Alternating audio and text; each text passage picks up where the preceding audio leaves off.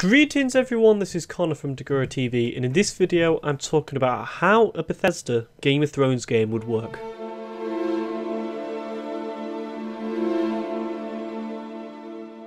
So as I'm sure many of you would know, that Game of Thrones is back again this Sunday, and I love ad revenue, so I thought I'd make a video about how a Bethesda game would work alongside with Game of Thrones, because really the rumours that have kind of been going down because the Game of Thrones game in a game in the Song of Ice and Fire universe by Bethesda Game Studios has been rumoured since the kind of these two projects that are going to be coming out before the Elder Scrolls 6 have been revealed.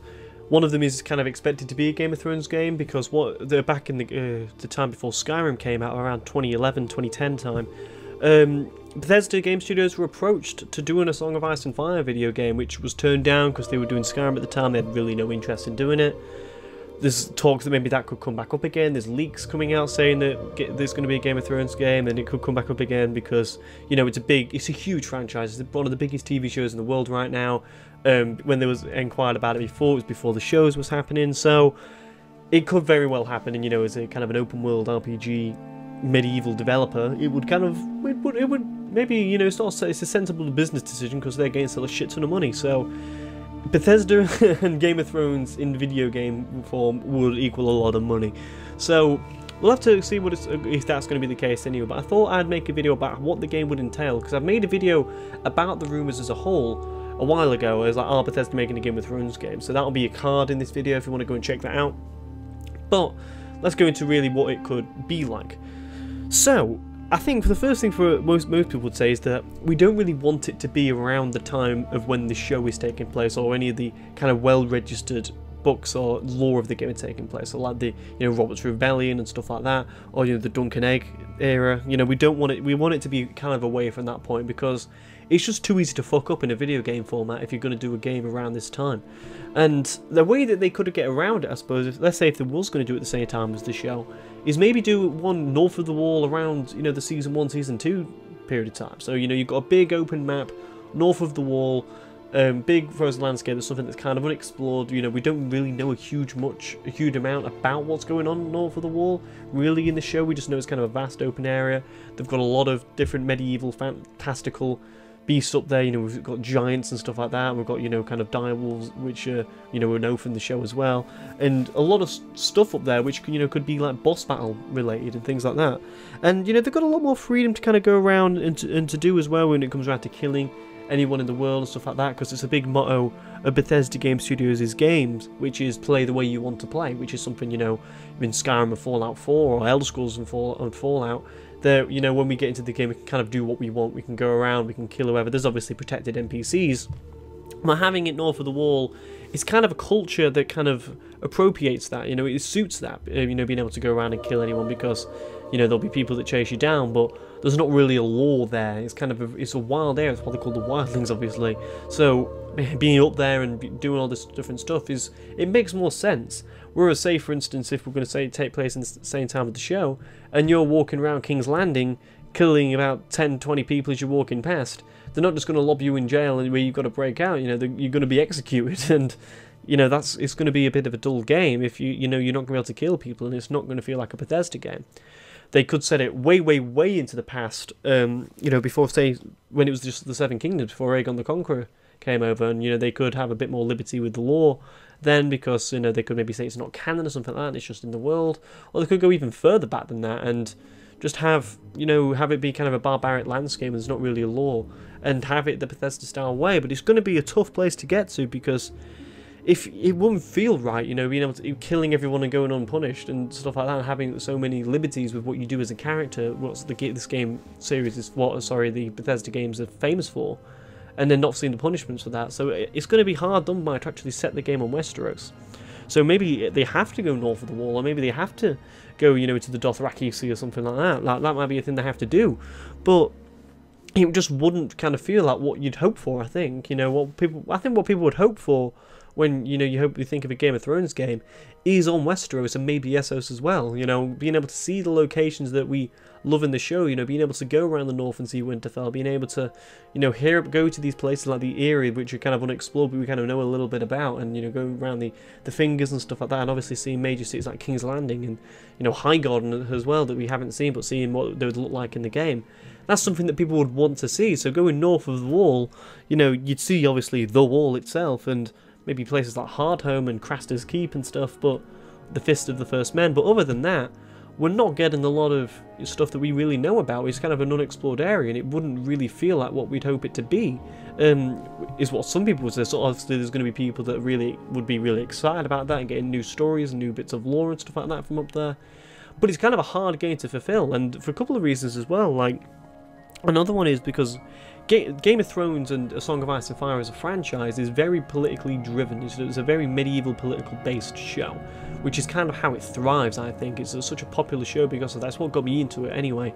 So going into this game is going to have to really be politically heavy. You know, you're going to have a lot of diverse stories, different kind of you know, different, you know, factions, different houses that have got their own ways of life, which we know of, and we know kind of these cultures fairly well, and just having kind of a real strict base in how this is going to be different from landscape to landscape in different areas of houses to areas of houses. Like the Crownlands is going to be so different to the north, and the attitudes of people around there. It's going to be tough to do for Bethesda if they're going to do the entirety of Westeros, because the games aren't exactly known for being very deep on the face of it, especially when it comes down to the main stories. The main story is like, I can't remember who said it actually. It could be someone like Colin Moriarty, who used to be at IGN. It's someone like that who says the Bethesda games, are kind of like the width of an ocean, but with the depth of a puddle. You know, there's so much to do in this massive world, but in reality, there's not exactly a lot of depth to what you're actually doing when in regards to the story. Obviously, in the lore, when we go and read further into that and get deeper into the lore, you know, you find those stories. But what you're actually doing in the main story, you know, it doesn't feel like it matters a whole bunch. Like in Fallout 4, you know, you wake up, you remember your son getting kidnapped. What do? You go running. You could go running around and do the main story straight away. You've got that choice. But what most of us do is just ignore it for about 20 hours and then get back to it. You know, and I like that for the way that we have to play. But in a game series around Game of Thrones, the story is going to be probably the most important thing, as important as the world. So we're going to have to kind of really get that encouragement, and maybe even go to less of an open world area, which is not going to be like a Bethesda game. So there might not be the perfect blend, if I'm going to be honest with you. Maybe someone like CD Projekt Red would be a better choice to do it, because those games, you know, we don't exactly go around killing innocent people. We're kind of a living, breathing aspect of the world, but that's not what a Bethesda game's like. A Bethesda game is truly like play the way you want to play, and it's not going to have that in the Westerosi culture. You know, it's not going to be able to go through with that if it's going to be sort of on the mainland of Westeros. So having it have all the complexities of the politics as well, and the deepness of it, and being able to do whatever you want is going to be something that's going to be a challenge for Bethesda to kind of conquer, especially as well when it comes down to really with the story of the game, and like I say, all these different cultures. Bethesda's games kind of tend to be one province at a time in the Elder Scrolls series anyway, so we kind of really see kind of one culture in regards to guards and stuff like that. And maybe in Skyrim we had two, you know, with the Stormcloaks and the Imperials and stuff like that, and we did have different houses in Morrowind, I admit, but it was that going around these different cities, the guards were very similar in regards to what they were like to you as a character. Whereas in something like, you know, in a Game of Thrones based game, it's going to be different, because if you're a Northman, if you create a character who, you know, belongs to House Stark, walking around the North, you're going to be welcomed, and then going into see people around House Tully, if it's in the modern time, again, you're going to be welcomed. But if it's going to be somewhere, you know, if you're, you know, a Lannister walking around the North, it's not going to be warm, open arms, you know, whatever point in the story you're at. You know, if it's taking place in the peaceful area of the story, you know, when Robert's king and it's taking place between Robert's rebellion and the start of the books, then yeah, it's going to be, you know, very much strict into those kind of Seven Kingdoms way. It's just tough to think about what the game would have to do in sacrifice of the story to put into it, and it kind of makes you think that maybe Bethesda aren't the right people to do it. But they've proved us wrong before. They'd have to, you know, do something that's completely different than what they've done before, which Todd Howard has said, you know, in the Game Slice interview with Jeff Keighley, that that's what the new projects are kind of being. They're a Bethesda-style game, but while being different than anything they've ever done before. Which is kind of, you know, what most people and I really took to be rhetoric, you know, just kind of a way to say it to kind of build hype for what they've got coming out in the future. But that has to be the case if they're doing a Game of Thrones game, and you know, all signs kind of point towards the fact that there's a possibility that this could be one of the projects at hand, because it'd be a fantastic business decision. You know, the show's as big as it can be, and if they, let's say it is the first project to come out and it comes out next year, like, let's just say hypothetically it coincides with the ending of the show, I mean, you're just making rackets and rackets of money, because you know the world is so deep in Westeros that they can't, when the show ends, there's obviously going to be so much more content coming out. Obviously we've got 2 more books to come out, but there'll be a lot more stuff on the side. I'm guaranteed there'll be more video games, because we had the Telltale game, we had that really crappy Game of Thrones game around about 2013, I think it was, with Joel Mormont in it, and I think George R. Martin was actually a character in the game. Terrible video game. And we've got the strategy game coming out soon as well. But I think most people would love to have, you know, an open world RPG set in Westeros. It's just that Bethesda would have to kind of sacrifice the way that they operate in their games and how their games work in order for it to succeed. So thanks a lot for watching this video. Please let me know in the comments whether you'd like Bethesda to make a Game of Thrones game, or would you kind of feel like it may be a different other game company to be able to do it. So something like CD Projekt Red is obviously the ideal one in people's minds, but I don't think that's going to be the case, because they've kind of revealed what they've got, what they're working on. They're working on Cyberpunk at this moment in time, and then, you know, they said they're going to have 2 AA games out before 2022, which is going to be interesting to see what those are going to be like. But in regards to, you know, Bethesda, like, do you think they can do it? Because I do think they could pull it off. It's just they'd have to sacrifice some of those things that we love Bethesda games for, which would mean we'd have to go into it with an open mind, which is going to be a bit weird, you know, to go into a Bethesda game and not feel like we can do whatever we want, which is maybe having that sacrifice to make the game better would be a welcome thing. It'd just be that initial couple of hours, you know, to start off with.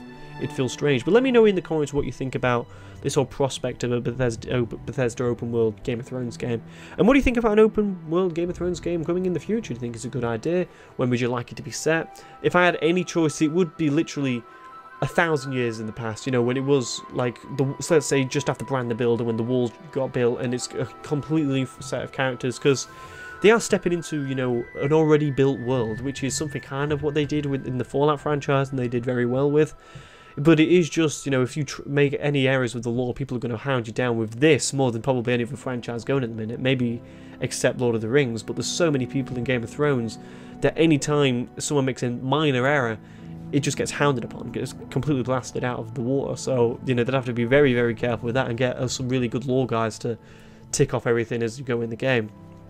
So let me know when you think. So I'd like it to be just after the Bran the Builder era, when you've got kind of, you know, the Seven Kingdoms still in kind of transpire, they're still at war with, about to go to war with each other. The walls just been built and stuff like that. And we'll have to see how that would work out. That's how I'd like it, but I think the realistic way for it to work is to go north of the wall. Let me know what you think about that idea. Let me know how you think in the comments below, and I'll see you guys later. Goodbye.